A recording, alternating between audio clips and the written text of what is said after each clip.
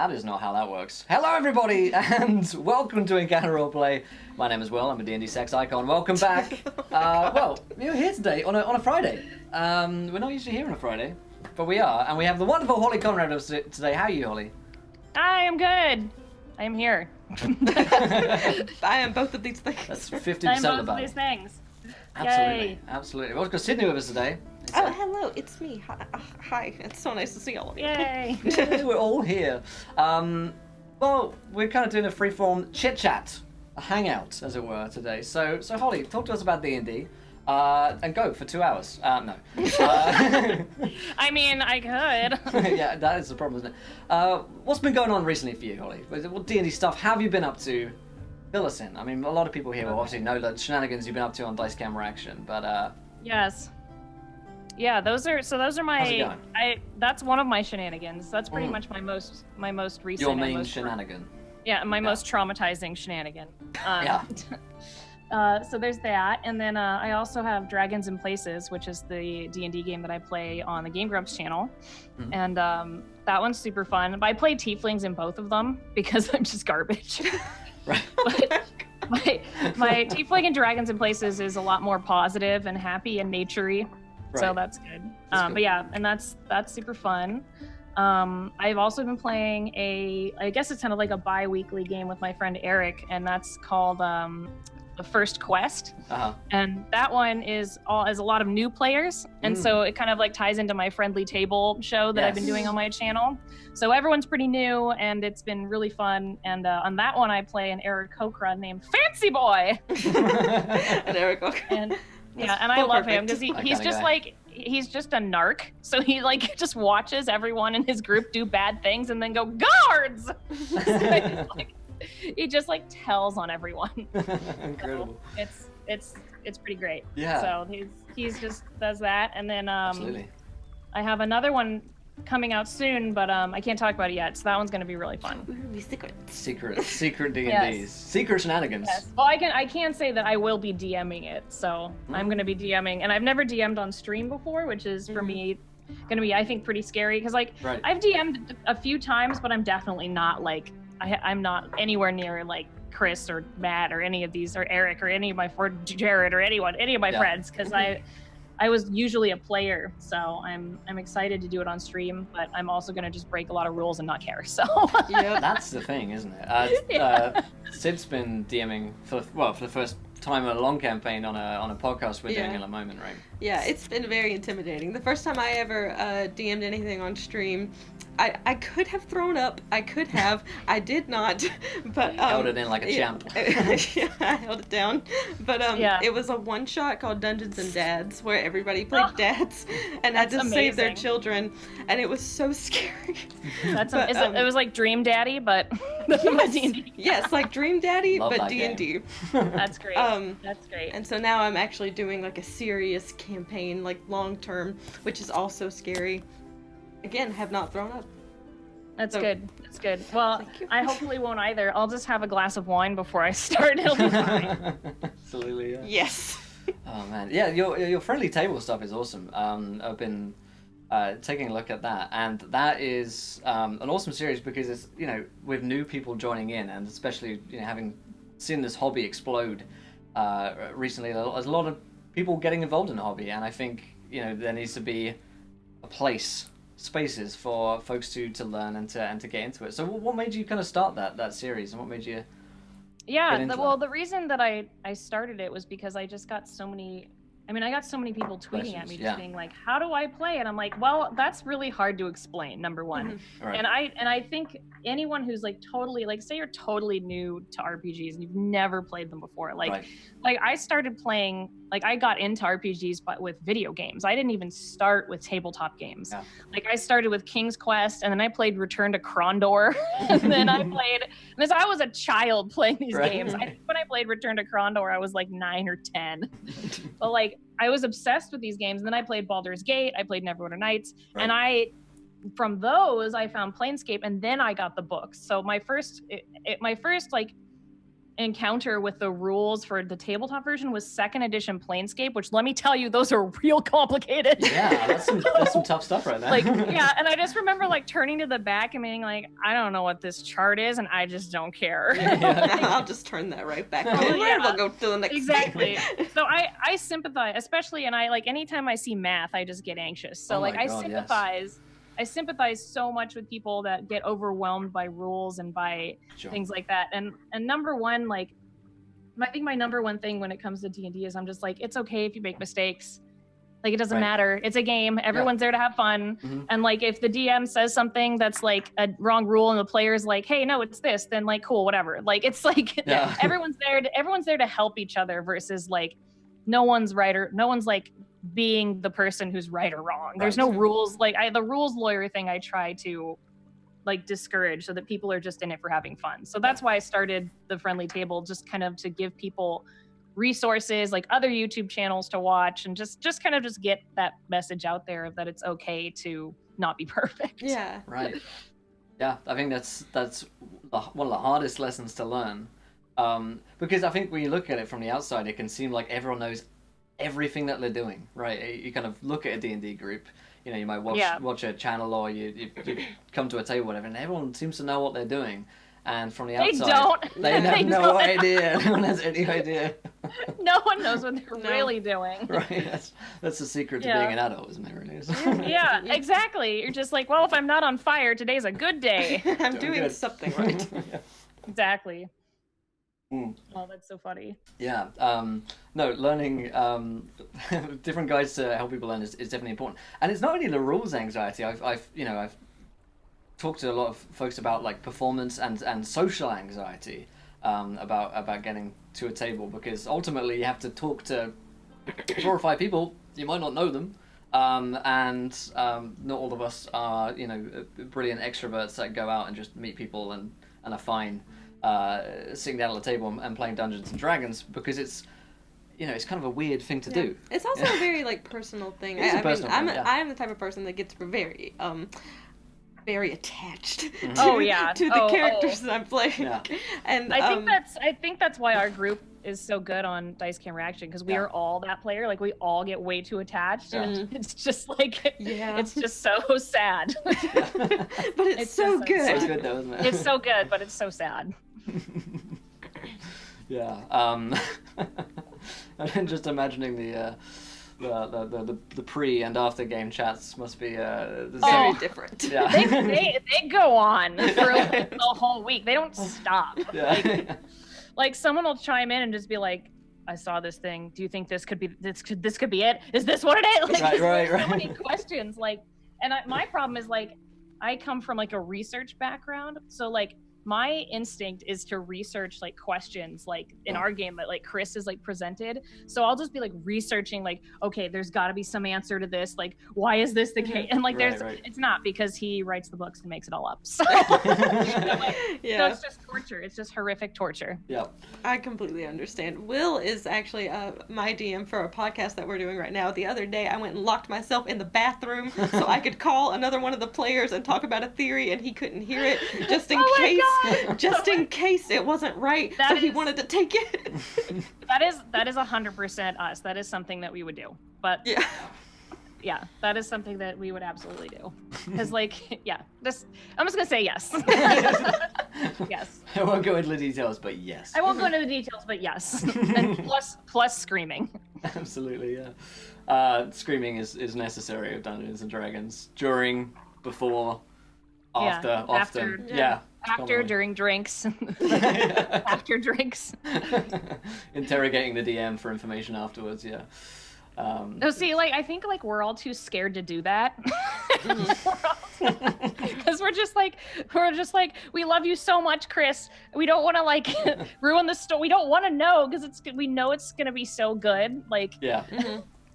Like one time we were all getting dinner, and Chris was like talking about one of the things that happened in our game, and he's like, when you guys find out, you're gonna lose your minds. And we were just like, Can we get another table? Can we move, please? I know, but it's great though. It's just, the mystery is just really the fun part. So Yeah, absolutely. The not knowing is sometimes better than the knowing. Yeah, exactly. Yeah, no, that game is incredible. We were saying before we haven't quite caught up yet, but it's whew. It's been a ride. It's been a ride. Yeah. Chris weaves a twisted tale, and yes, it's wonderful to watch.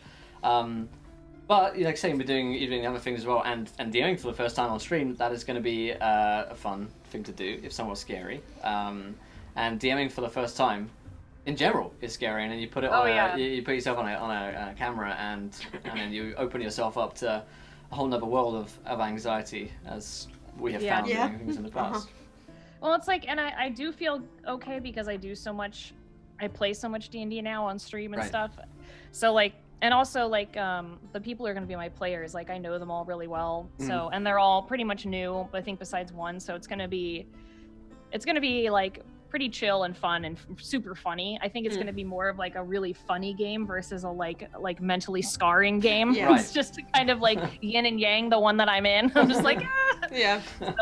So I think it'll be really fun. But I'm still nervous, but I know that the community has been so kind. I think it'll be good. Absolutely. Yeah. I found it's easier for me, like when I do have a lot of nerves, to sort of lean more on comedy, because it's comforting to see the responses of chat and your players, and it's easier to get them to like chuckle than it is to make them soft. Yes, that's literally why I play Strix.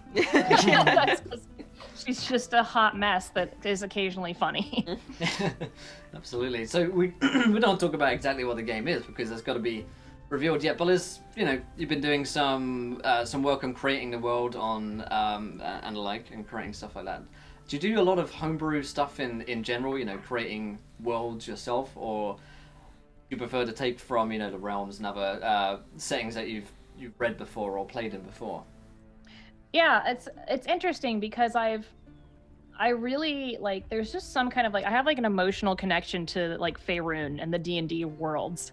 Like I grew up reading the books. Yeah. Like I grew up playing Baldur's Gate. I must have played Baldur's Gate 2, like I kid you not, like 30 times. Yeah. Like I believe it. Really, like a lot. Yeah. Like that was like, oh, high school's going bad, time to go to Baldur's Gate. Like I just like, I feel like that was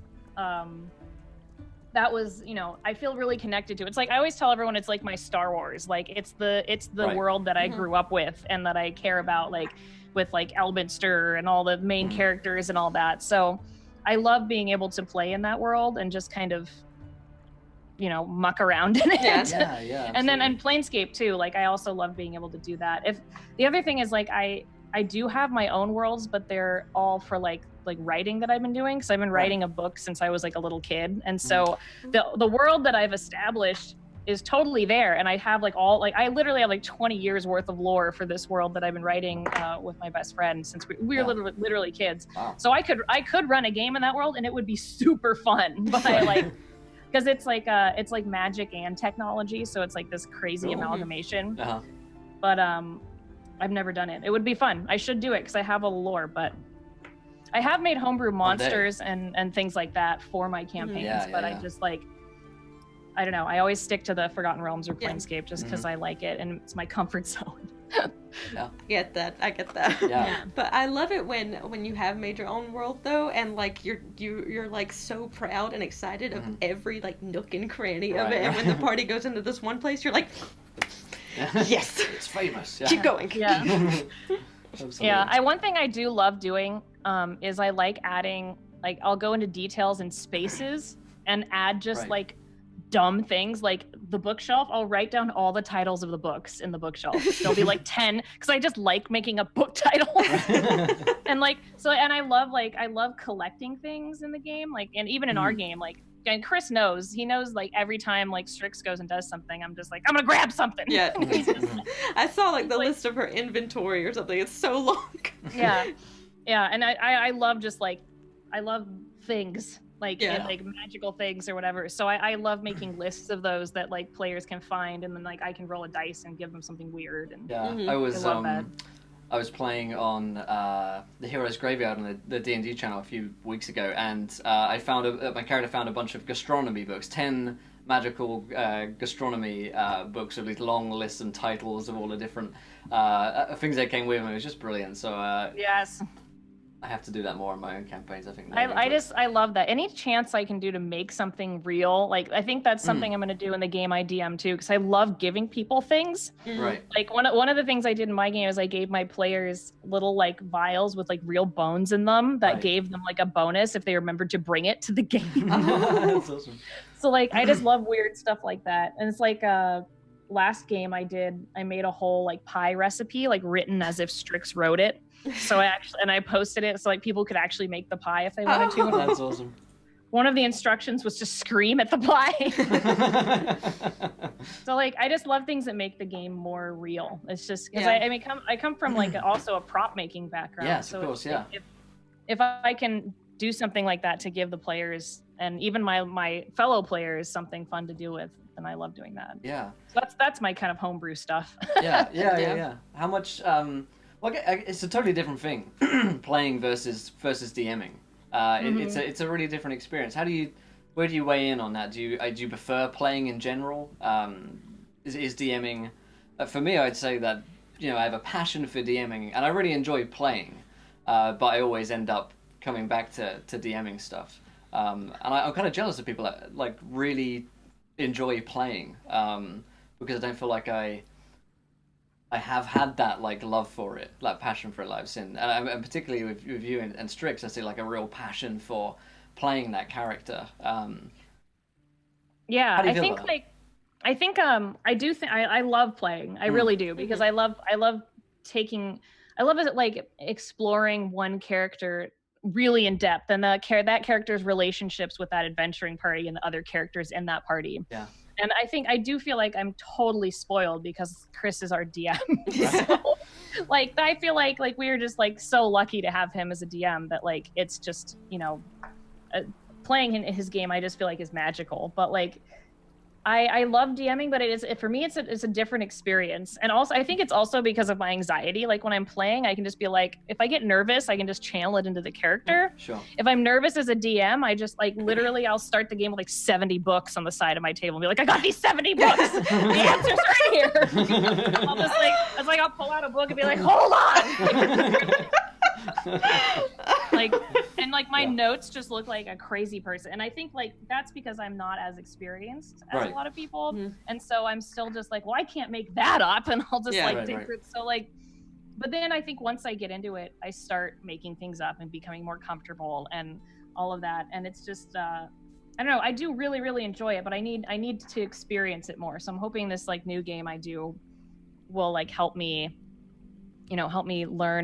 learn more about the joys of DMing versus like just feeling anxious. Right. No, I completely understand that like so much, because whenever I'm like playing, I worry about me, I worry about what my character's doing and those things in my own little bubble. And when I'm DMing, I'm worried about finding the next thing in my notes, and I'm also worried about every single one of you in and out of character. I'm very worried about all of this.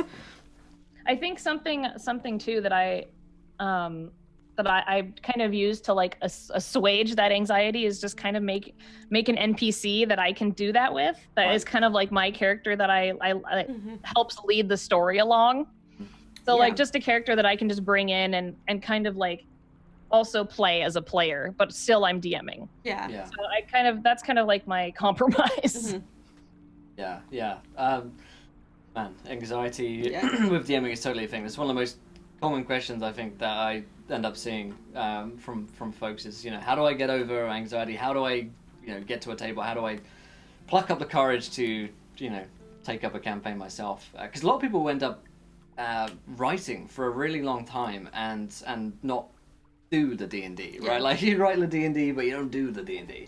And that's something that I can relate to as well, because, sometimes, in the past I've been writing over a campaign and been readying it for ages and ages and ages, and then kind of never brought it to life because feeling anxious about whether or not you've kind of hyped it up so much in your head that you don't know if it's actually going to be any good.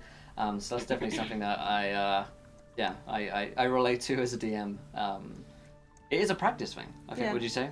I don't think it's just a practice thing. I mean, I definitely think that's a huge part of it. Once you've done it for so many times and so much, you know you're gonna be okay. Yeah. But like my biggest, like, I guess, safety blanket that I found in the way I DM is, like, as long as I've gotten to know the characters, not just the players but the characters very well, and I know what their character is gonna like, then I, like, can calm down a little bit, because I'm like, okay, well, I know they're gonna like this thing, so if everything else fails, that this part is good. Yeah, absolutely. And I've gotten okay at that. And that's a really good thing too. And then something that I learned from just watching Chris DM is making connections between the characters, making the characters have different, have impact on the story and, like, mystery and that kind of thing. Like, that's, like, they love that. If you can have some kind of connection, that's awesome. Like, our game has just taken it to a whole other level where it's very traumatic. But That's the best. Like, any kind of connection is good. Sometimes it'll make the multiverse end in your game, but that's fine. It happens. That's totally fine. Thanks, Chris. Absolutely, yeah. No, I was talking to, I played a game the other day with a group of friends that I'd played with for a very long time, and the player afterwards, he messaged me and he said, wow, I didn't know, for some context, I hadn't played with this particular player for a couple of years. I started doing Twitch streaming and I ended up falling out of touch with this friend, and what we used to do was kind of like funny comedy D&D, chat around the table, beers and pretzel type D&D of our friend group, and we came back and we did this scene which was, really depressing and, really sad, and he came to me and said, is this what you do? Because this has made me feel things, man.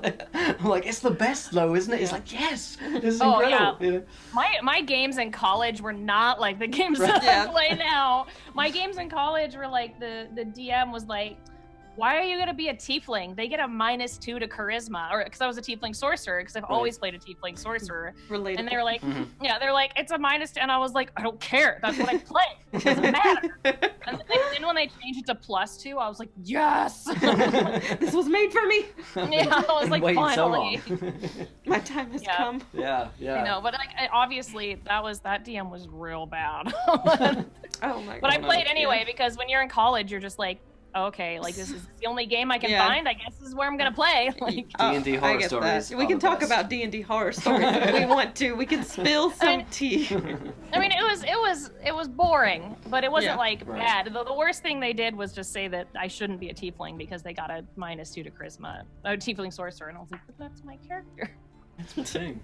That's what I play. That's who I am. Yeah. I'm one of those people that always plays the same character unless they're in multiple streamed games in which they force their hand to be something else.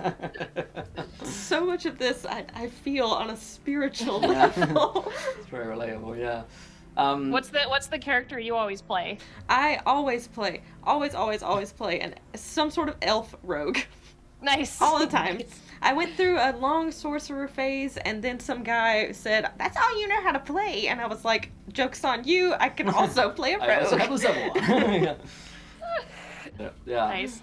It's either sorcerer or druid for me. Mm-hmm. Or mage. I mean, or wizard. Like, I have to be a caster. I literally, like, cannot understand hitting things. I'm the complete opposite, right? Like, I think I must have never read 5e properly, because I still don't get spells, right? I'm just like, when I'm playing like a wizard or whatever, I'm like, so I have spell slots?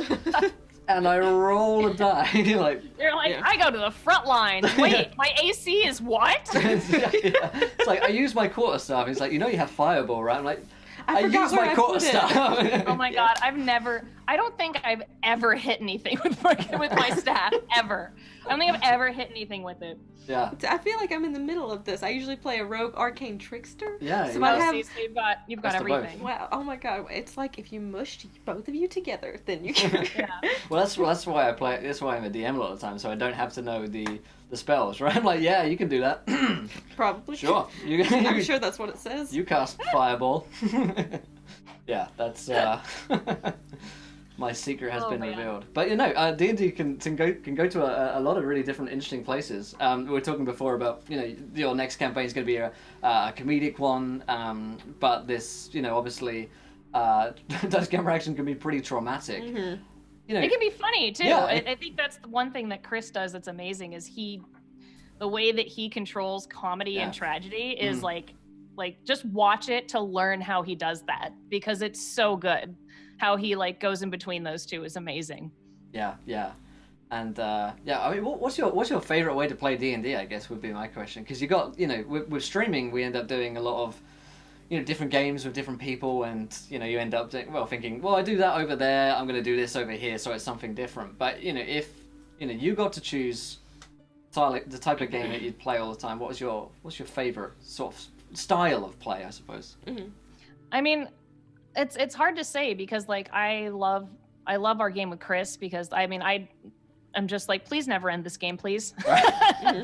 Like, I feel, again, I'm like totally spoiled, and that one's so much fun. But like, I love Dragons and Places too, because it was like, I felt like we were like real adventurers in that game. Like the way that Jared DM'd was like, we got to like fight a lot and like save things and like, I don't know, it was real fun in a different way. Like I feel like each game has its own fun aspects. Like the one where I play Fancy Boy. Like Eric takes us through, like we go to like taverns, and like there's this like crazy sorcerer lady, and like it's just it's interesting. And I don't know, I don't think I have a favorite one. I think I think that it's really about the people that you're playing with. And if you have luckily, again, I'm super lucky that all of my groups work really, really well. But if you have like that connection between the players, then that you're just lucky to have that group of people. If the players and the DM all connect, then you've just like, that's like magic. Yeah, it gives you sort of the ability to appreciate every aspect that you can touch with the game, because you've got such a strong connection in those different aspects with the groups. Exactly, yeah. And it can be funny or it can be scary. I think right now, because I'm still pretty new at DMing, I feel like I tend to lean towards comedy, but I've learned a lot from Chris, so I'm going to try and throw him some scary curveballs here and there, hopefully. So if it works, then yay. Yeah, absolutely. We've been playing Call of Cthulhu recently, so not D&D, but you know, still a role-playing game. Basically the same. You just roll with bigger dice, and it's been a real interesting challenge the past year or so doing horror. You know, rather than go to comedy. And the funny thing is, with horror, that comedy works so well. And you never know, the group there are particularly fantastic, and they can flip the switch pretty quickly as well. You know, like, oh, we're laughing laughing our hats off at this point, and then, oh god, we're all crying, this is terrible. So it's just... that was Curse of Strahd for us. Like, yes. Oh my god. And like, I didn't know anything about Ravenloft, and then I was like, this is amazing, how did I not know about this is great. So I had never played no, that's not true, I had played Werewolf before, but that was it. So yeah, it's crazy. It's crazy where D&D and role-playing games can go, and particularly highlighted by that friend of mine the other day who was so surprised that you could do that with Dungeons and Dragons within this this space. And we're touching on topics of like death and illness and and this guy's really messed up about it. I'm like, you could do everything with Dungeons and Dragons, man. It's the best game ever. Oh my god. It's it's all all of this. Yes. To the above. Yeah, I was actually talking to James Introcaso from Tabletop Babble earlier today about DMing and all of those things, and he was talking about my podcast and about how he really likes the emotional stuff that's happening in it, and he was like, I love that it's not just these big gasp surprises, it actually makes you feel these things. And I was like, well, that's not me at all. I can't take any credit for this whatsoever, because as the DM of it, all I do is give the surprises and the gasp moments, and all the stuff that makes you feel and like gives you a real response is from the players entirely. That's not me at all. Most of the time I'm muted and I just sit there and I'm like, wow, they're really into it. So I think that where the game is going to go isn't even really decided by the DM at all. It's more of how the players respond to what you give them. I totally agree. And I know that there's been times like in our game where we have like totally messed up so bad. And like we've I know Chris has like changed a bunch of stuff he had planned because we messed up so bad.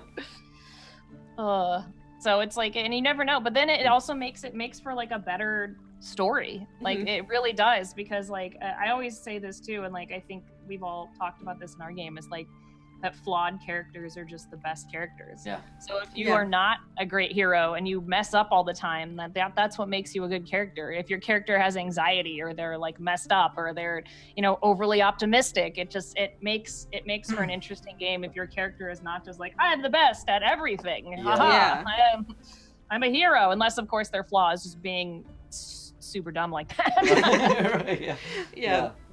Flawed character. I mean, one of the reasons I love playing Dungeons and Dragons, because it's a story about, you know, people basically, and humans, right? And well, you can do that super high fantasy. We're off to get the sword of Elmatron, and whatnot. That could be great. But yeah, exploring characters through, exploring people and relationships through characters, and of course everyone is flawed in. I mean, I know I'm flawed in a great many ways. Except from his hair, obviously, which is perfect. But I think that's the thing, though, too, is exploring those flaws and how they don't hurt you as a person. They, in fact, make you a better person. Like, being flawed actually makes you more interesting and I think like a better person. Yeah, those are my favorite type of games, where like I love the unlikely heroes, like the people that sort of like came from you have no idea where, and they have no idea what they're doing, but they sort of like rise to it, and they're actually super awesome. That's my favorite. Yeah, they're super awesome, but they still just want to go home. They're just like, I just don't even want to be here. Yeah. It's like, this is really past my bedtime. Yeah, I did not sign up for this. They're just like, this is way past, like, I am bad at this. I don't know why I'm here. Like, someone please call my mother. Please. Anyone. Okay. Oh man. Yeah. The great thing about it as well is at the moment we're enjoying such a role-playing game renaissance, right? In the past, you know, just 5 years or so, the hobby has just seemed to, you know, blossom back up and explode, particularly in, you know, with 5th edition, the rise of stream games and podcasts and everything like that. How do you, you know, how excited are you? Is the answer very? It's a bit of a leading question. Are you excited? How do you feel about, you know, the community's response? You know, not just to, you know, Dice Camera Action, which is of course huge, but just D&D as a whole, seeing more people getting involved. I mean, I think it's great that more people get to play. I think that's awesome. Like, I think like young Holly is like super jealous because young Holly like didn't have all the cool merch that there is now, and like I would have like I have like a Faerun scarf, like a scarf that's just a map of Faerun that they like mass produced, and like I bought 2 of them because I was like, I can never lose this. What if one goes? I have like one in a package. It's like and I'm just like, just in case. I'm like if I had that like when I was in high school, I would have died. Like I would have died.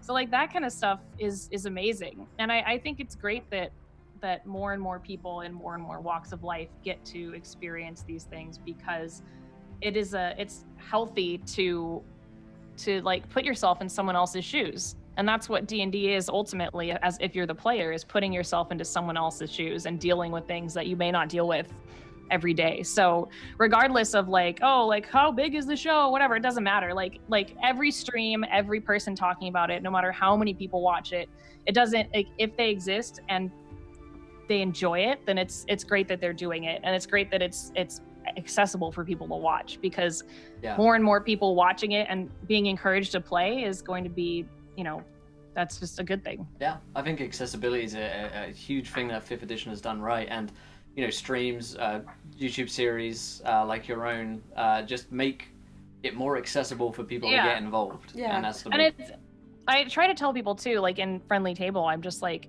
you have to find your table. You have to find the kind of play that resonates with you. And that has to do with shows too. Like our show might not be a show that someone likes, but they might like a different show. So it's like, I think it's a good thing for people, for there to be so much now for people to consume, because if they can find their play style by watching other people. Yeah, definitely. That's something like, you know, as someone who like is, you know, kind of a child, very small. I have kind of like not necessarily grown up with this, with the access to all of this, but when I got into high school, you know, when about my freshman year, I started watching stuff, and I got to watch people play online, and I got to listen to different podcasts. And me and my best friend Joey used to like marathon D&D games all night. And we would just watch all of them, and so like getting to see other people do that made it cool. And 14-year-old me cared about it being cool.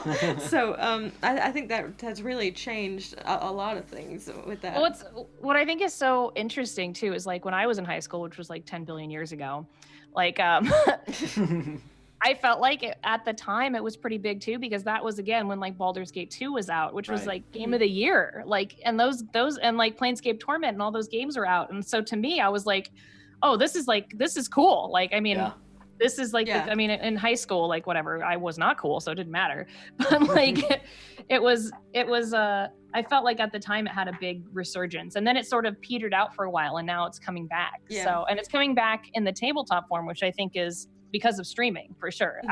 100% because of streaming, because it's a way to broadcast that storytelling, and that's amazing. Absolutely. Yeah, I completely agree. And I think watching it is also like what you were saying earlier, putting yourself in someone else's shoes. It's really helped develop a bigger sense of empathy throughout this like community, throughout the gaming community as a whole, and people like that, and they want that, and so they see these people like get to feel all these things, and they're like, I want to feel these things. Yeah, I want emotions like, it's again. like what we were talking about earlier. People actually like to cry. They may not want to admit it, but it's nice. We're all super repressed, you see. So I think this is just inspired a lot of people to get back in touch with like feeling something. In a safe space to do it as well, right? With people that you can trust. And I think it's an important thing. On another note, they're remastering Neverwinter Nights, which I'm super excited about. I know. And let me tell you, I love Beam Dogs so much. They are just so wonderful. I mean, also because they sent me a Lady of Pain shirt, and I was like, ugh! But like Planescape on the iPad like is just the best thing. Like Planescape Torment, you play it on the iPad. I played it on like like Baldur's Gate 2 on the iPad. I had 7 CDs. Like now I can just play it in bed. Like, yeah. So there's that. But it's amazing that those are even more accessible now. Not only can you learn how to play D&D from streams, you can watch the stream and play the game on your iPad. Yeah. And on a second monitor, you can be playing another game. It's incredible. I know. Always be playing D&D. Yeah, exactly. I can play Baldur's Gate 2 another 30 times just on my iPad. At the same time as I play it on another game. Exactly. That's the future. In the future, we'll just get it like drip fed into us. We'll have like chips for D&D. Oh man, it's gonna be great. VR. We'll have VR. Oh yeah. To imagine our imaginations. Gonna be an exciting time. 10 years time, Dungeons and Dragons. Guys. Well, it's already, I mean, I've already been playing VR chat, and you can already play D&D in there. Oh yeah. So you could literally build a world with a DM and play in VR chat and actually like play in that world. It's already happening. It just needs to have better graphics because we need faster computers. Yeah. We'll get there. Yeah, we're almost there. I believe in the human race. Like we have the power. Yeah. The doomsday clock is 2 minutes to midnight, but let me tell you how excited I am about D&D and VR chat. Yeah, we're talking about the real hard-hitting issues here today on a camera roll. Everyone else is too afraid to talk about. Right. I'm just like gonna ignore that and just keep thinking about how I can escape from my fantasy world. Yep. That's it. Well, you know what we need to do is get rid of all mainstream news and just have alternative D&D news channels, right? Yeah. Alternative news.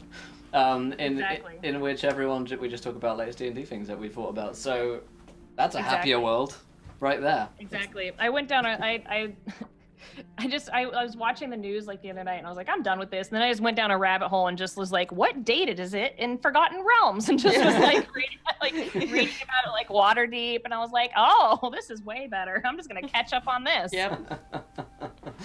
Oh dear, absolutely. It's funny. When we were in Montreal, right? And one of the we did an Airbnb thing, right? We really fell out with our landlord. Right, it was a whole thing. This guy was super racist. Oh no, right? It was a whole thing. So we got a feedback on Airbnb. They leave they leave you a feedback, right? And one of those things is they're always lost in their fantasy world. Yes. Like, do you watch our stream? Like, yes, we are. Oh no, that's amazing. Yeah, I took it as a compliment, you know. That is a compliment. Maybe he was just mad we didn't invite him to play. Yeah, that might have been it. Maybe that's why he didn't like us at all, because he was just jealous. Yeah, maybe we should have just taught him how to play, and it would have been like a movie. Oh yeah, that's something I did. So Ross, my husband, who's part of Game Grumps, I don't know if you know Gabe. They're another YouTube channel. I actually played or DM'd a game for his parents while we were in Ireland. Oh. And so his dad's super cool. He's an Irish musician and a doctor, and he's like this really like smart dude. And he had bought the books like in the early 80s to like play D&D, and he never got to play. And so I brought all my books to Ireland with me, and I sat them down and played a game with them, and he loved it. And it was so awesome and so much fun. He made this like, and they're Irish. They're both from Dublin, so they're like, you know. Right. And we're in the middle of the Irish countryside playing D&D, like having just come back from the pub. I'm like, this is all I want in my life. Like, every day. Like, yeah, I'm just like so excited. And yeah, but it was so funny to get to play. Like, he was so into it. He made a bard named Cadfell, which is a very Celtic name. Oh, like Cadfael the monk. There's a TV series in the UK. Yes, yeah, that's what it was. And I was just like so excited, and they loved it. And then Ross's mom was not that into it, and she named herself I think like Sassy Pants or something, and she fell asleep. But whatever. She tried. She tried, and his dad had a great time, and it was like that was just so awesome to be able to DM for people who had never, they watch all my stuff, so they're like my surrogate parents. Like, they watch all my stuff and they know what I do, but they had never played.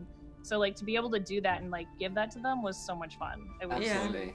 That's awesome. I do something kind of similar. Whenever I'm home, I run a game for my grandma and my mom and my 10-year-old cousin Tyson, and we all play. And like, that's awesome. My grandma is so into it. She's so into it. Like, she really is, and she like watches all of our stuff too. It's cute. That's awesome. My mom is trying.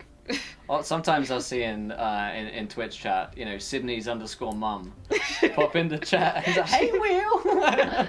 That's amazing. Yeah. Hello. That's amazing. My grandma's username is Sassy Kathy. Oh my god. There you go. Like sassy. Yeah. All about the sassy. That's her thing. Yeah. No, that's actually how I got started into role-playing games myself. I started playing games with my parents, camping in England. It was rainy days, and so we were like inside the sounds amazing. The camper. It was incredible, and I had this Warhammer Fantasy role-playing game book that I got, no idea what it was, and so I forced, because we were in a confined space for a couple of days. Eventually they relented and gave in, and we started playing role-playing games for that. So. That's awesome. That was a lot of fun. They pretend they have no idea what it is now. They're like, so you do Dungeons and Dragons? Like, how do you earn money? I'm like, yes, Mom, yeah, it's on the internet. Well, I thought, like, the crazy thing to me with, like, family games and stuff, my little cousin Tyson, who, he just turned 11, like, actually came to me and was like, I've heard about Dungeons and Dragons. I want to learn how to play this game. Right. And I was like, all right, we'll sit down, go call Grandma, we go do this. And so, like, I started thinking about it the other day, and I was like, oh my god, everything that he has learned about D&D, how to play, how to make a character, everything, has actually been from a woman. It's been either from my grandma, me, or my mom. And I was like, man, that is a huge shift from how it used to be to learn D&D from your aunt and your grandma and your cousin. That's so awesome.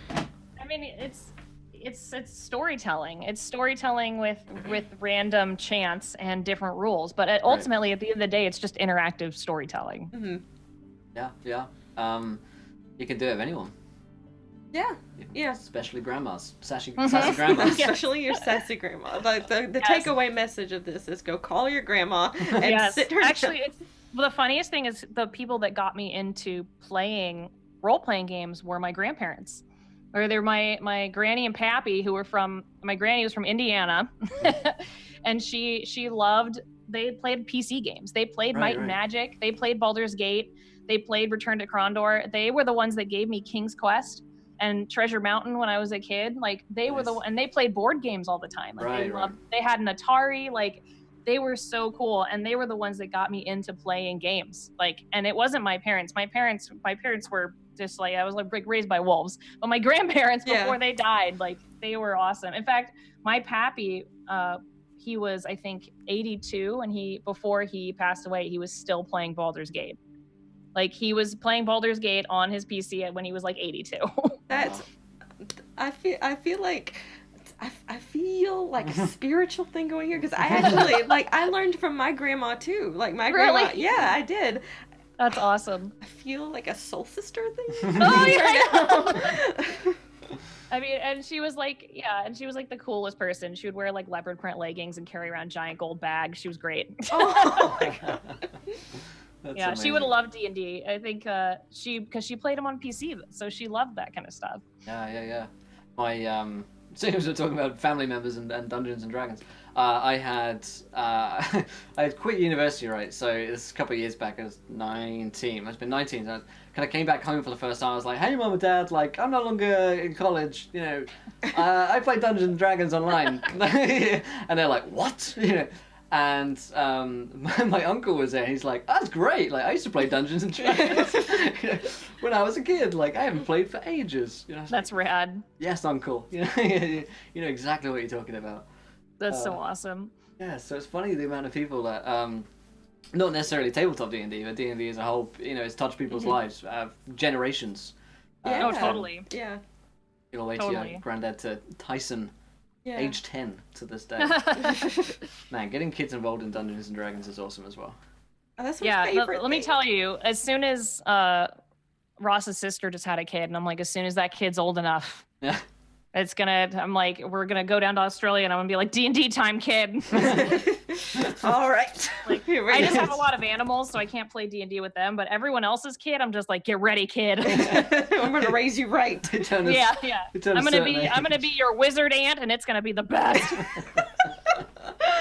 Yeah. So my mom is she's an instructional coach, basically an elementary school teacher, and she works with kids like all the time, all live long day, and so I go down there and help her a lot. And these kids love games; they seriously do. And so like that's something I'm kind of working on right now, is figuring out how to make D&D rules more accessible to kids, like how to teach it to them so they can really grasp it and play it with themselves instead of having to have someone there explaining everything to them. Right. Yeah, and that's part of simplifying them, because there's like some of the things they're complicated. Yeah. They're not easy. Like, I think there's probably still stuff on my character sheet, and I'm like, I don't know. I don't know what that is. I literally, like, when I did the Acquisitions Inc. game in front of like 22,000 people, like, live on Twitch, I counted on my hands. Oh wow, like, this is what you get, is me counting on my hands. Absolutely, yeah. I'm just imagining you turning up at this kid's house. You've come of age now. It's the quest giver. Yep, that's gonna happen. Yeah, absolutely, yeah. No, I'll come in like Gandalf robes. Keep it secret, keep it safe. Just like the kids like, what? They're like, what the hell is this girl doing in these Gandalf robes? You pull the beard down and it's okay, it's your Aunt Holly. Remember me? I was at your birthday party. It's your wizard aunt, here I am. You joke, but I have plans to one day retire just building a mage tower, so one day. I support this. I support this plan. Yeah. Absolutely. Oh man, that's incredible. I love it. Well, you know, generations of Dungeons and Dragons yet to come. It's an exciting time to be alive. And if you're watching out there, give your kid PHP. A PHP. Yeah. Give a PHP today. And man, the image still in my head. Still in my head. Can't move on. What else should we chat about, Sid? Oh, there's so many things. Birds. Let's talk about birds for a bit. We said we'd talk about D&D and birds. That is right. Yes, we did say we would talk about birds. Yes. Talk to us about the kid. Yes. I have many birds. Many birds. A woman of many birds. Yeah, so I rescue pigeons, if people don't know that. Many of them have D&D names now as well, so That's fun. Because I always get new ones because I have a friend who rescues pigeons and she's just like, I have another one. I'm like, throw them in. I have a big loft aviary where they all live, and they're super happy and cute, and they're usually they're like injured domestic pigeons, so they're birds that can't be released in the wild. I do have probably like 4 or 5 feral pigeons who have such badly broken wings that they can't fly, so they just live out the rest of their lives there. But they're not afraid of me. So I finally gotten them to gain my trust and eat seeds out of my hand and just be good little friends. And so one of my things that I do is I advocate for pigeon and dove adoption because I think they're great pets and they're very sweet and they're everywhere, so you can find them anywhere and you can go outside and feed the pigeons, and they're not dirty. That's a lie, and they're wonderful. It's a dirty lie. It's a dirty lie. They're actually very clean and they help keep cities clean. It's really just the fact that we make their habitat are rocky cliffs, so they perch on buildings because they're artificial rocky cliffs. Really, as people, we need to think of better ways to build things so that either we can clean them off or, deter them from sitting on them. So. Right. It's interesting. I've been to the US and I don't recall in the South there being many pigeons. Were there pigeons in Georgia? No, not really. No, because when we go into the UK, there are pigeons everywhere here in the UK. Yeah, every town and city you can't walk. I think they're more. They're more of a city, like a real big city thing, because of the rocky cliffs. The buildings are natural rocky cliffs for them. So here we have tons because it's LA, and New York tons, London, UK, probably even Essex tons. But it's So it's very they're very common more, and I think in heavily citied areas, and I feel like the South has just too much open space. They're like, I don't like this. Yeah, that's true. And we don't have tall buildings either. We're close to the ground, close to our cows, and and the pigeons are like, what is this? I don't like it. This is not what I signed up for. It must be too hot for them, right? They don't. They're pretty resilient to weather. I mean, here it's super hot all the time. Yeah. But it's. I think it really is just the amount of places for them to roost and breed. Right. Just be tall buildings. Yeah. There you go. Now, have you ever considered running a Dungeons and Dragons game either as pigeons, the players are pigeons, or just strongly involving pigeons? I really want to do that now. I just want to do I want to do a one-off where they have to be pigeons and they have to survive the city. That's it's like a magic curse and everyone is pigeons. I want it would be like Mouse Guard or what's that movie? Pigeons. Stuart Little when I was a kid. Stuart Little came out, he was on that little boat. Yeah, I want them to make their pigeons one with 1 foot, and he's just stumpy, and he's the warrior, and then there's the mage who just is holding a stick. Yeah, a stick, and he thinks he's a wizard. I have just remembered there was one point. No, there was one point years ago. I'm mad at you again about this. Years ago, I sent you this homebrew dire pigeon that I wanted to use in a game on. I saved that picture. I have it too. And someone said no. Someone did not let me bring in my dire pigeon to this game. I think it might have been a series. I think we were playing Curse of Strahd. Well, I think you might have been very mean to me. I was wrong. I apologize to all pigeons out there.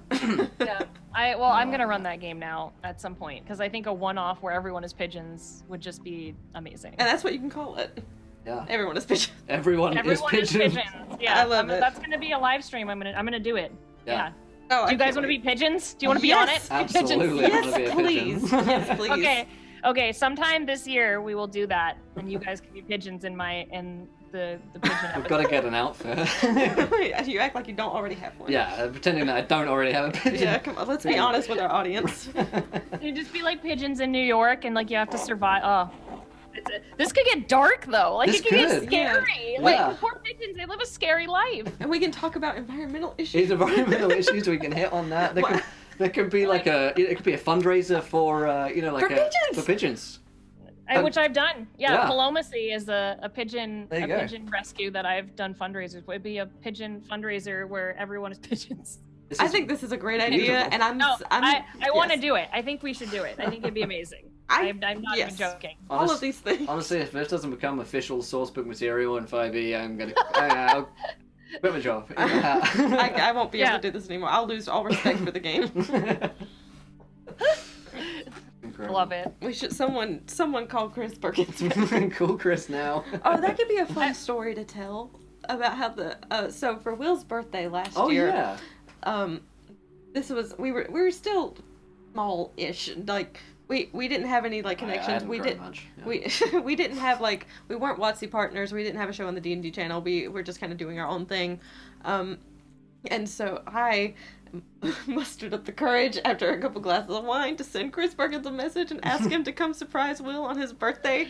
And I offered this man a kidney. I was like, if you come on this show, if you come on this show, if you need a kidney ever, let me know. And if it doesn't match, sell it. I don't care. Please just come on this show and surprise my boyfriend for his birthday. And he did, and he was so nice. Chris is so nice, and I feel like we just say the dumbest things to him all the time. Oh man, yeah. I'm trying to think of like dumb things I've said to Chris. I don't even want to because I know I'll just be like, oh no, what have I done? And overthink it. He's like that. He is so nice though. He's like the nicest dude in the world, and. Yeah, and not scary, even though like I feel like we're all still scared of him because we're just like, you're the best, Chris. Yeah. Run away, yeah.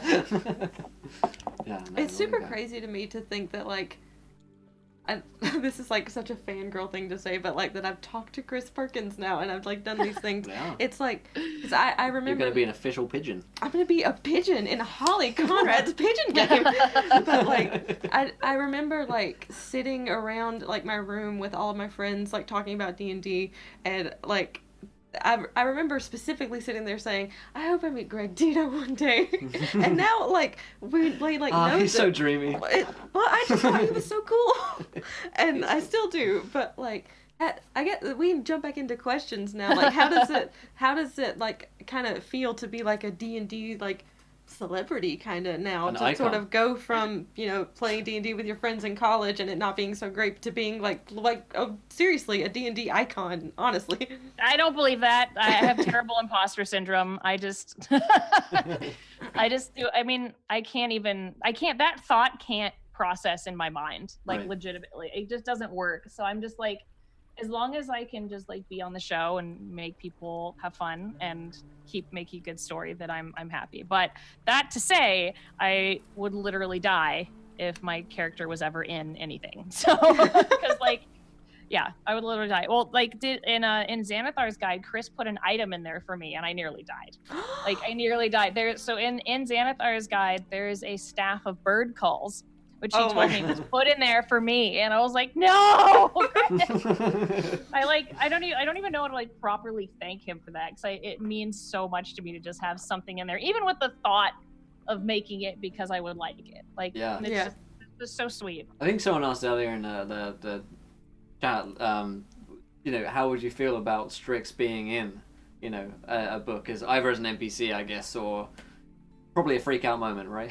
Yeah, I would die, but it's like I would die for any of our party to like be in the book. Yeah, like any of our party with Chris, like I would just die for any of us to be in it. I totally know what you mean. One of the first things that we really freaked out about when we were playing games at home was we've been playing this game for ages, and we learned that like commissioning artists to do D&D character art was a thing, right? This is like 2015, 2014 or so, and I was like, oh, I'm gonna get them all, you know, character art done for their characters, and they freaked out because they're like, it's real. Well, it's real. Like, I know, but it's real. Like, I know.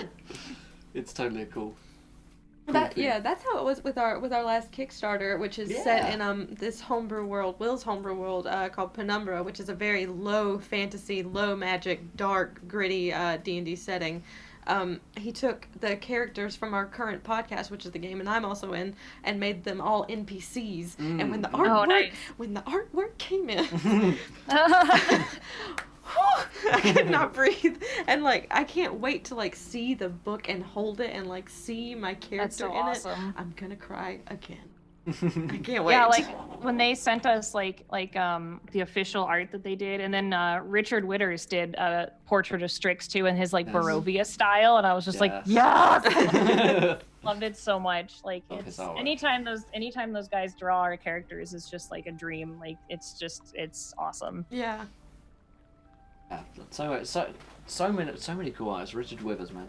I saw he did a little Cthulhu doodle the other day on Twitter. And I'm like, he's amazing. Yeah, it probably took you 10 minutes to do that. Yeah, he's so good. I mean, he's unreal talented. Like, and I love his style so much. Like, it's just like I love all the Planescape, the early second edition books, because I love Dieter Lizzy's art. Like, it was like my inspiration growing up, and like I got to meet him in person, and like he was so nice and so cool. And I have an original piece from one of the Planescape books, which is like my prized possession that I bought from him. And it's like so it's from the Fractals Manifesto, and it's a picture of the mortuary. So it's the original drawing that he did of the mortuary that was actually used in Planescape Torment too, to when they zoom in on the mortuary, like it's the same design.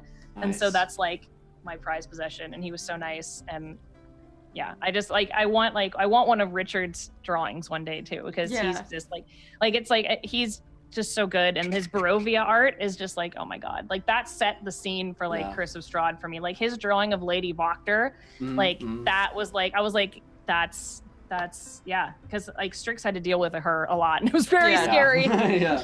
So I was like, that was when I shouldn't have ran away about 5 times, but I did anyway, so it's fine. Yeah, that's the great thing about D&D. It's about, you know, so many other people inspire you in different ways, either at the table or off the table as well, and so many talented people. You know, a lot of the time it's easy to say, oh, this person's so great at that, they make the show, or this person's so great at that, they make this game so great. But it really is such a collaborative effort, because everyone inspires one another to do, you know, to raise the stakes higher and higher. Yeah. And well, like, they're so nice. Like when I met Dieter Lizzy, I was one of those people. I have like a full half sleeve of the Lady of Pain.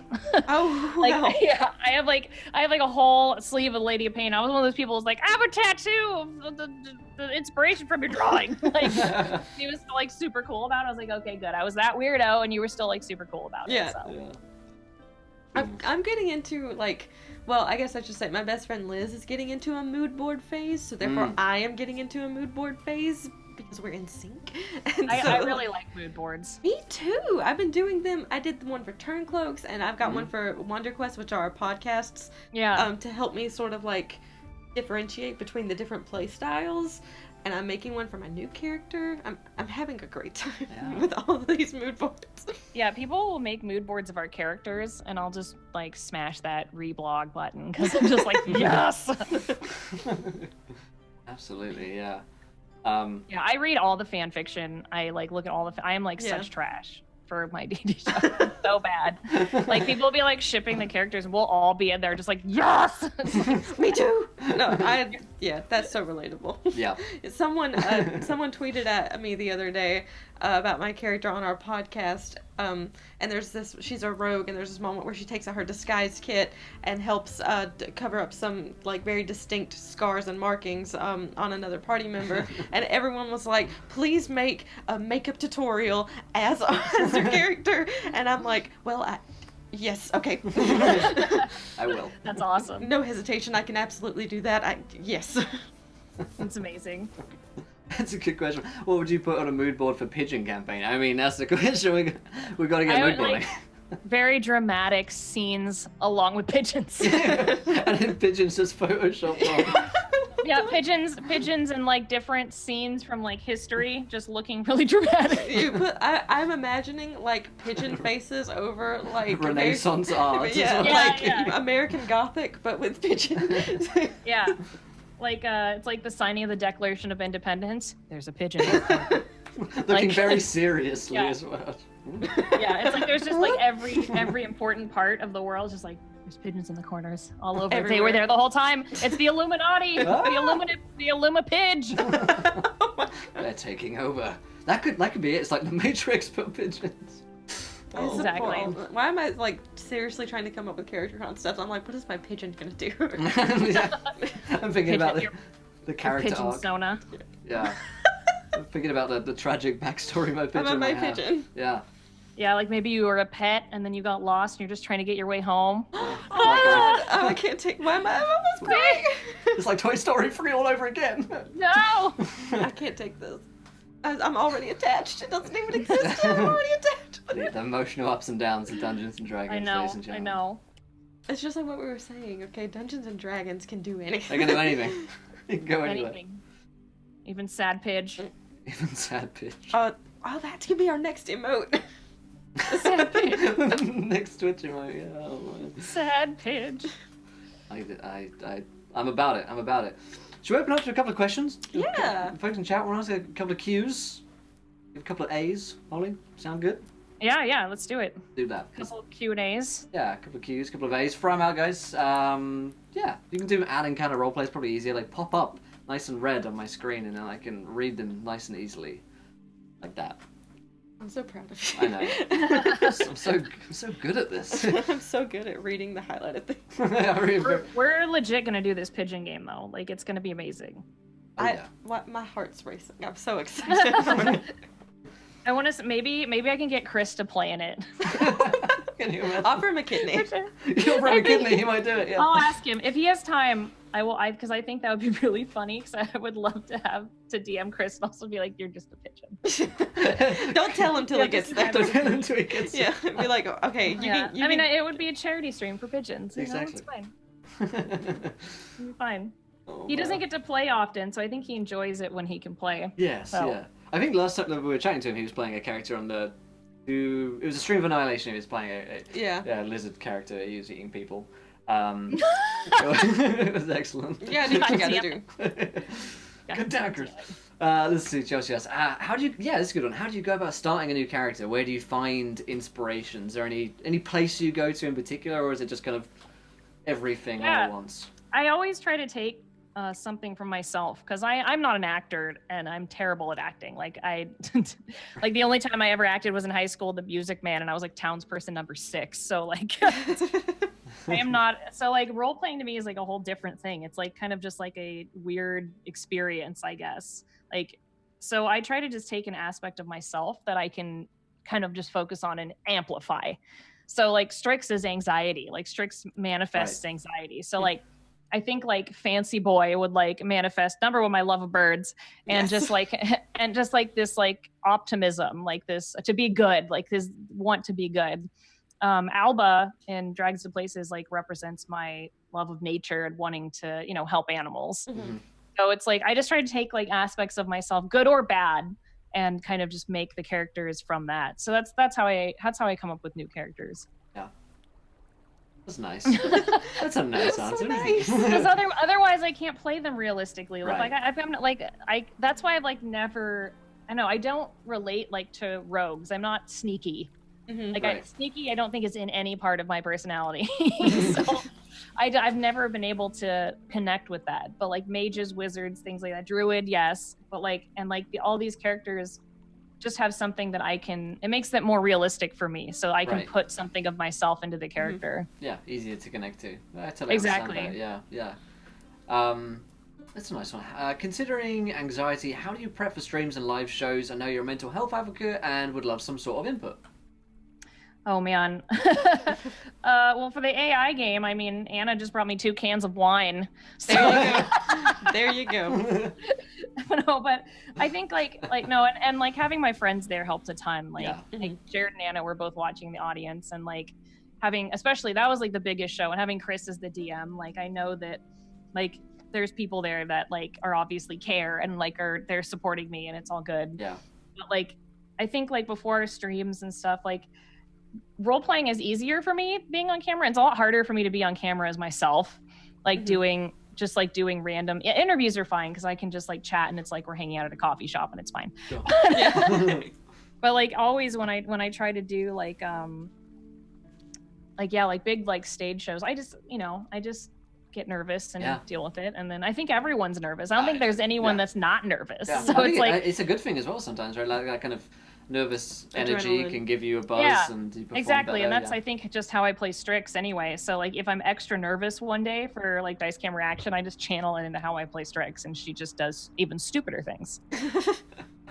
Yeah. Wine and having friends. Yes. Bella too. Yes. Yeah. I'll be honest, I had like 2 glasses before this because like I was so nervous. Now it's all okay. This is a safe space for us. Yes, exactly. Oh, exactly. I like this question a lot. Kiana's a big fan, and she asks, if Strix was a pastry, what would she be? If she was a pastry? I don't know. Could What'd have she a let's see, what kind of pastries are there? You got like Cornish, what do they call them? What kind of what? They call them. I don't know. I'll find the name of it here. Cornish pasty. That's what I was trying to say. Oh yeah, pasty. That's right. Oh my god. Oh no, Jared's still here. Jared, if Strix was a pastry, what would she be? Uh-huh. He's like, what kind of interview is this? No, I think he's taking it very seriously. I think he is, yeah. What? A pie? A sad pie? A pigeon pie. No! Well, I'm gonna say that she would be a pie. And probably like a non-conventional pie. Maybe like a mushroom pie. Ooh. And Jared said with nuts. So with nuts for no reason. Just because they were there and you had to put them somewhere. Yeah. Yes, exactly. A sausage roll, someone said. Fucking sausage roll. Yeah. I think it would be something like weird and earthy, like mush, like a savory pie. Even though she likes making sweet pies more. Yeah. We're taking this very seriously, by the way. Yeah. No more questions for the rest of the thing. We've got to seriously get into this one. Let's see. You go over all the Waffle Crew go all over the Forgotten Realms. What setting would you want to go to? I mean, we briefly went to Sigil. We briefly during our live game, and I was so excited, but Strix was not excited. But I was so excited. I would love to do more Planescape stuff. I would just love to see how Chris runs that.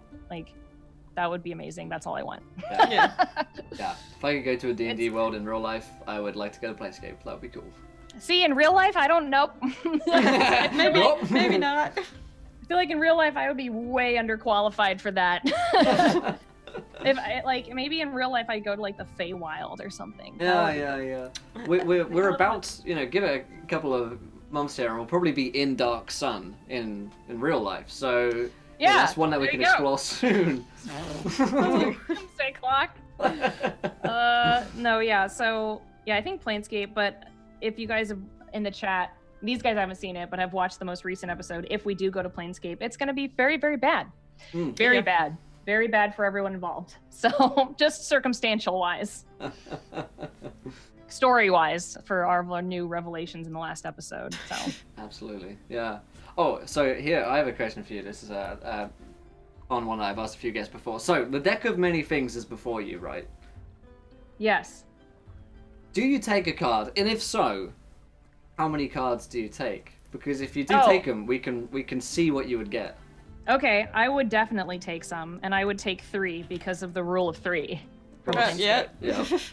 Oh, this is going to be fun. So let's roll. Let's see here. So there's 22 options in the deck of many things, if I recall correctly, and some of them are good and some of them are bad.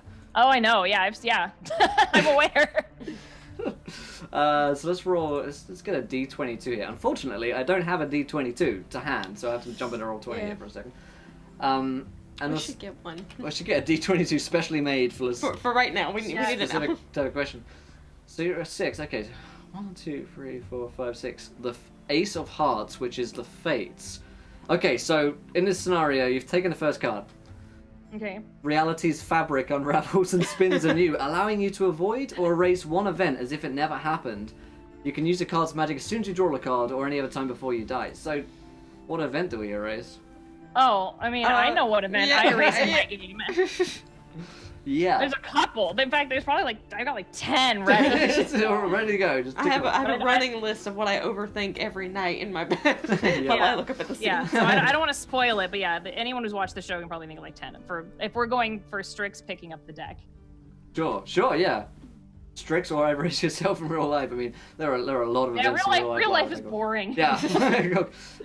Vizier, at any time you choose within 1 year drawing this card, you ask a question in meditation and mentally receive a truthful answer to that question. These are all good ones. Ooh, it is, yeah. Besides information, the answer helps you solve a puzzling problem or other dilemma.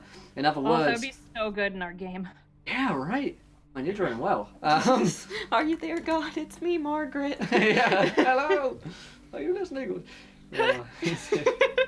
And then, hey, these are all really good. The rule of 3 is true because you drew a gem, 25 pieces of jewelry worth 2,000 gold pieces each. Wow! That would be the most money they've ever made. Yeah.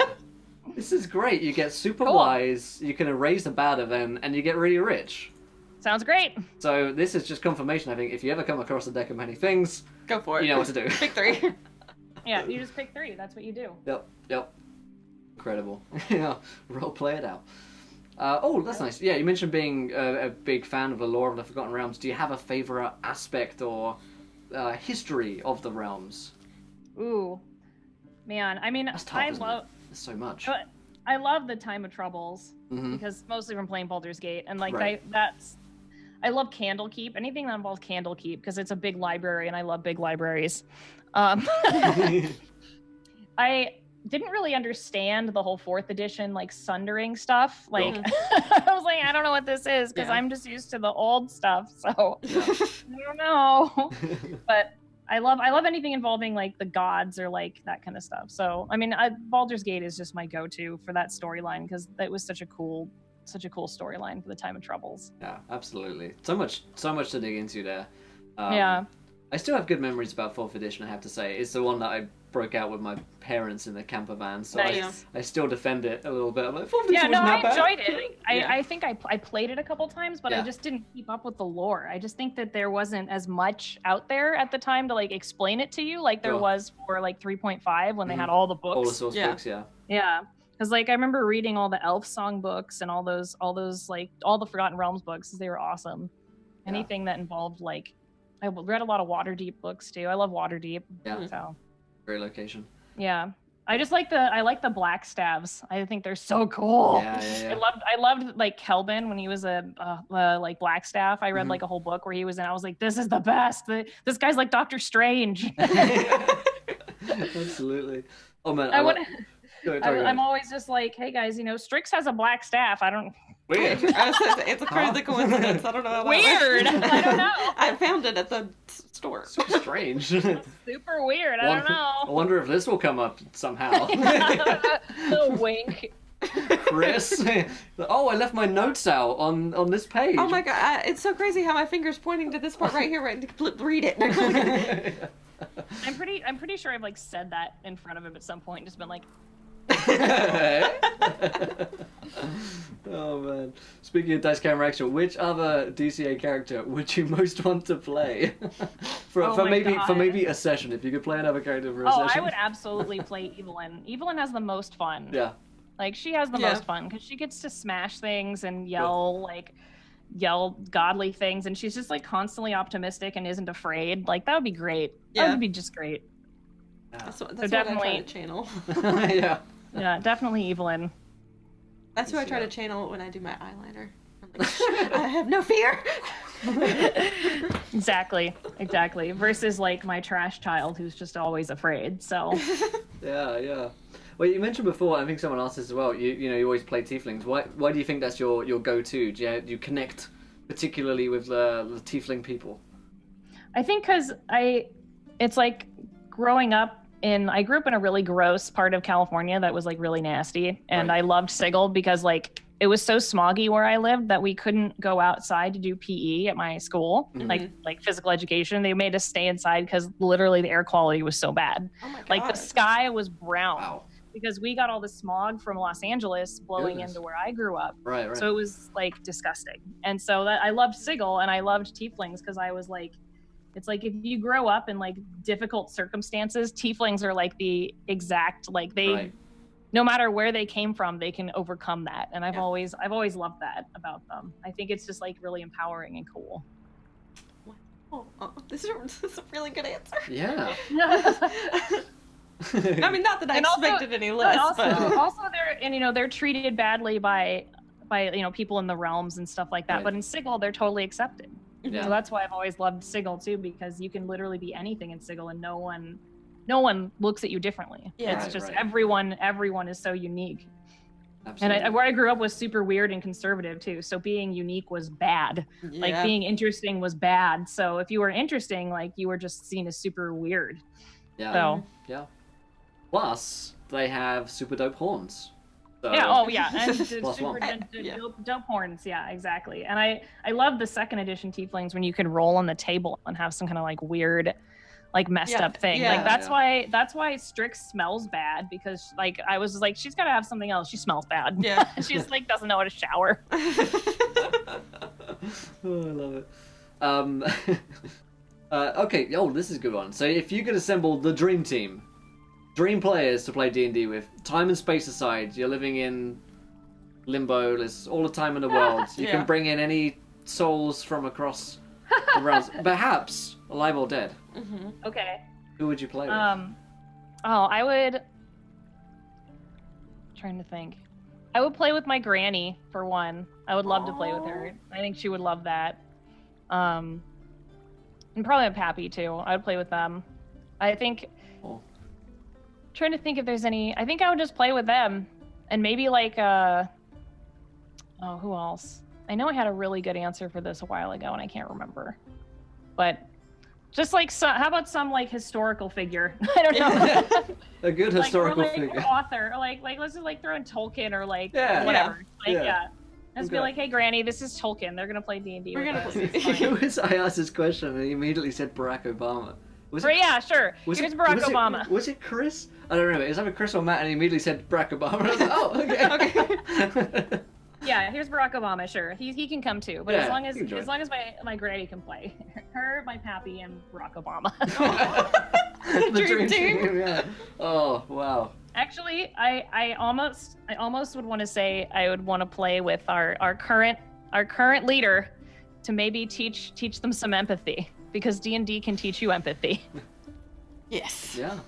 Oh, that yes. that would be a game. That would be something to behold. That would be the game of the ages. if they were trapped and had to learn empathy, I'm just saying. Yeah. It might help. It might help move that doomsday clock a little bit back a little bit. Just a notch. Yeah. Just a notch. Maybe we should write him a letter. Yeah, please. Listen, Mr. Trump, we have got a game about pigeons and we... Dungeons and Dragons. We'd love you to play. Exactly. Time to learn some empathy. Yeah. If world leaders had to play D&D together, conflicts would stop. Yeah, exactly. I wrote a letter to Barack Obama when I was a kid. Yeah? One time. Yeah. No. Did he reply? He did. What did he say? Yes, he did. I wrote him about how much I loved recycling. And he was like, good. Good job. I wrote a letter to Bill Clinton when I was a kid. Really? Did he reply? Yeah, he replied with a picture. Like they like send out like signed pictures. And, like I had a signed picture of Bill Clinton until he went away. Mysteriously went away. Yeah. Good times. That's incredible. Man, I wish I had written to someone famous now. Yeah. You can't keep up with us. Yeah, you guys have got a lot of me as a kid. Let's see. Oh, the Onyx Pub in chat asks, favorite werewolf tribe this year? Oh god, I don't even remember them. I played so long ago. Yeah, it's been a... I legit don't remember which tribe I was. I feel like I was the crazy one. I know there was a crazy one. Like, I don't even remember their names. I don't remember either, but I had fun being a werewolf. Yeah. Yeah.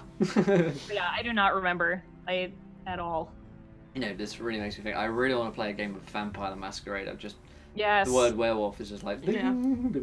I want to play one of those live ones where you just like go to a bar and you're just like kind of LARPing, but you're just a vampire. Right, yeah. There's loads of totally want to do that. There's loads of ones that like students, like student unions have a lot of them here. You know, like Yes. most colleges will have one. That's awesome. Yeah. I was never cool enough to do that though. I feel I was never good enough vampire. I was in the SCA, so I learned how to make leatherwork and sword fight, but I was never cool enough to be a vampire. Yeah. You know, speaking of LARPing, a friend of mine the other day was saying, you know, he's been trying to get me to go to a LARP for ages. He's in Wales, so it's about a 4-hour journey. He's like, you know, you come up on the Friday, you stay for the weekend, you know, you can play as a monster, and it's gonna be so much fun. You're gonna love LARPing, because, you know, I've talked about wanting to LARP at one point or another, just to see what it's like, right? Because I play so much D&D, I think it would be kind of interesting. And he goes, it's in this town called Gloucester. It's a really weird town. And he goes, okay. And I go, well, I can't do the Saturday, right? Because we're going to be streaming on the D&D channel on Saturdays, right?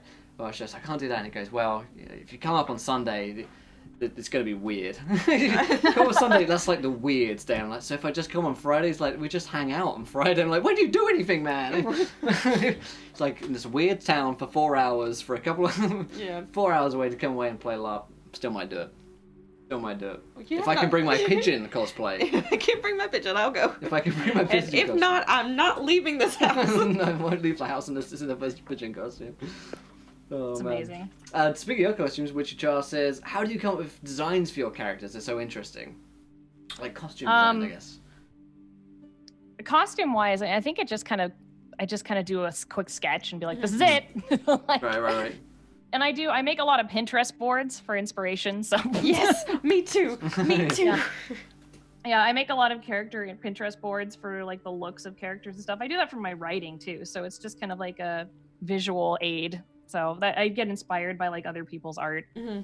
And again, a lot of my characters and their designs and styles are inspired a lot by like Tony DiTerlizzi's art because I love his art so much. Mm-hmm. So I always like I think the first picture I used for Strix was just one of his pictures of a dust man, like from Planescape.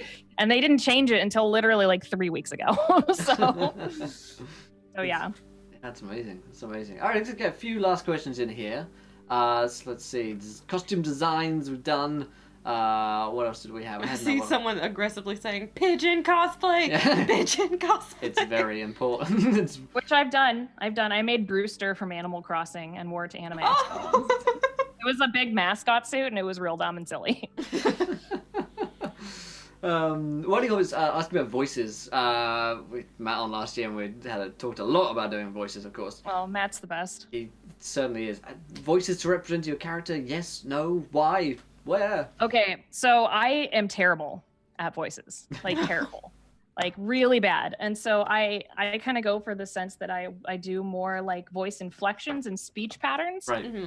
So that's when I'm trying to DM, but like, yeah, I feel like I could do it. It's just, I get really nervous and I like also like, I mean, it's like people like Chris and Matt and like, they really just do them so well. And they're so good.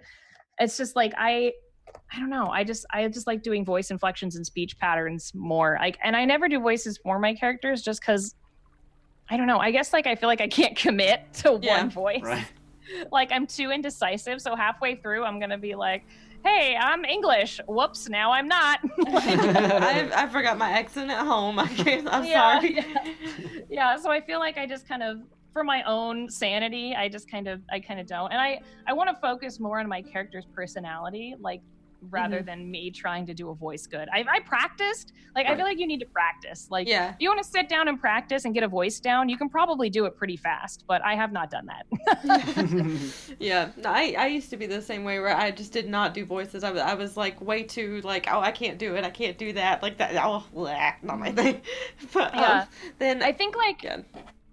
I think only ones I'm comfortable with are American accents. Like I can do like, oh, don't you know, like a Minnesota accent or like a Southern accent. As soon as it leaves the continental United States, I like just can't do it. I start sweating. I can't do it anymore. Yeah. But I also like the idea of using really unconventional accents, like a Minnesota accent for NPCs. Like if you're in like Sigil or something, because it's like you don't know what their accents can be. Not everyone's from like the Renaissance fair. Yeah. Like not everyone's just like a Cockney accent. Yeah. Like, there's other accents out there. Yeah. That's why I love that Evelyn has a Southern accent because it's like it's so cool. Like there's other accents out there. You don't all need to have the same accent. Yeah, absolutely. Just that's awesome here. So upcoming writing projects, you talk about writing, of course, or upcoming projects in general, I guess is a good question to roll out on. You know, things that we should keep an eye out for that you'll be up to. Like some things we can't talk about, but some things. So I have again the show I'll be DMing. That will be soon, hopefully. And then there's also I'm working on a book right now, so I've been writing a book since I was a kid with my best friend, and we're finally trying to get it done. So hopefully this year that will be finished, and that will be exciting. Nice. This year or next year, who knows? Writing is slow because it's easy to get distracted. And of course, like hopefully there will be more Dragons and Places and First Quest, and also there's going to be more Dice Camera Action. So That's my current lineup. I've been trying to make different like Strix themed things just for fun. So Right. one of my goals this year is to make like Strix clothes. So like sweaters and stuff that are like Trash Witch sweaters. So that's my goal. Can we buy them? Can we get them? Oh yeah. I want yes. to get them like produced. Like I want like my own clothes. So that's something I want to do. The merch that's line. my pipe dream. Yes, that's my pipe dream. I've been doing like little things like pins and necklaces and stuff, but I just love like the idea of having like your D&D character, but like themed clothes. Yeah, absolutely. But that are also comfortable. Trash Witch, but wearable. Yes. Yeah. But not actually filthy. Yeah. Wow, that sounds. Trash Witch, but I washed it. Actually. Exactly. Yeah, and of course Dungeons and Pigeons. Yes, which we will do. I want a shirt for that. Yeah. We can make a charity shirt. We can make one. That would be so cute. Yeah. It's going all kinds of places. I'm getting way too excited about this pigeon. I'm like almost embarrassingly excited. Oh, it's gonna be good. Well, thank you so much for joining us today, Holly. It's been a real pleasure to talk to you. And, yes, I'm glad that we could hang out. I'm like, you guys are super cool. If I lived close to where you, I'd be like, let's hang out and get coffee. Yeah, we gotta go back to the States. Yeah, well, we'll be doing that this summer, hopefully. Yes. So you're safer where you are. Yeah, I feel safe. That's also true. We're like out in the country and there's deer roaming around us right now, so it's chill. I can see like downtown LA from where I live, and I'm just like, there it is. That's just the armpit of the universe right there. Oh dear. Well, thank you so much for joining us, Holly. What we'll do is we've actually got an announcement to make, haven't we? In a couple of minutes' time, we'll do that. What we'll do is we'll do a little countdown thing. We'll go back to a break screen so we can hang out and chill for a little bit. If you guys are excited for an announcement, you can hang out. If not, thanks so much for joining us. Yay! Yeah. Yay! And of course, we'll wrap it up with saying that there's always an open invitation. If you ever want to come play any sort of D&D or talk about birds or any sort of anything, we are here. I'm also here. So you guys, you know where I am. You just send me a toot. Absolutely. Alrighty, well, I'll sign off then. Yeah. Bye-bye, Internet, for a little while. We'll be back in a little bit. Bye! Bye.